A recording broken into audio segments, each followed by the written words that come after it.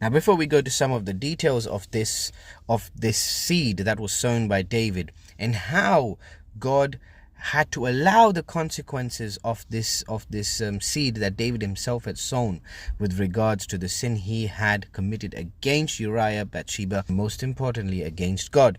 He had to allow these consequences. But before that, we see that, and David comforted Bathsheba, his wife, went in unto her and lay with her, and she bore a son, and they called his name Solomon. And the Lord loved him, and he sent by the hand of Nathan the prophet, and he called his name Jedediah, because of the Lord. So we see that Solomon was now the second son born through Bathsheba, and he of course was the heir to the king. Now, why was another son allowed, and why was David kept in his position? Well, he was a king, okay, and no one would really sort of try and kill, because according to the law, according to the old law, David should have been killed. Eye for an eye, tooth for a tooth. That was the law before, right? And he killed Uriah, and he should have been killed. But where he was a king, of course, no one would have sort of, succeeded to kill him, because he was a king, right? And don't forget, Jesus also comes from the line of David.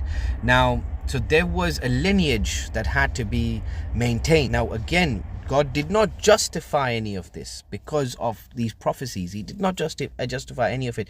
And you're going to see that how much pain David brought upon to his household just because of this. Because of this sin, he was not able to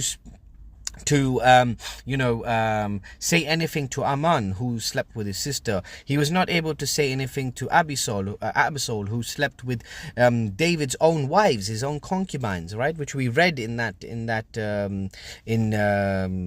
Samuel 12, 2 Samuel chapter 12, verse 11, where he says, I will take thy wives before thine eyes and give them unto thy neighbor, right? So Abisol slept with David's wives, and he did that in front of entire Israel. They set up a tent. You read that in 2 Samuel chapter 16. Okay, you can read that there. They set up a tent, and Abisol went in and slept with his concubines, slept with David's wives.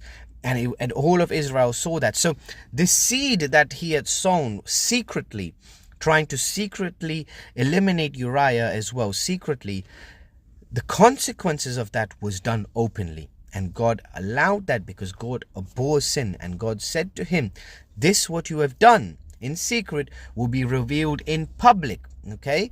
And the consequences were done in public as well. So brothers and sisters, God allowed David and gave him his life and to keep his life, but the punishment carried on.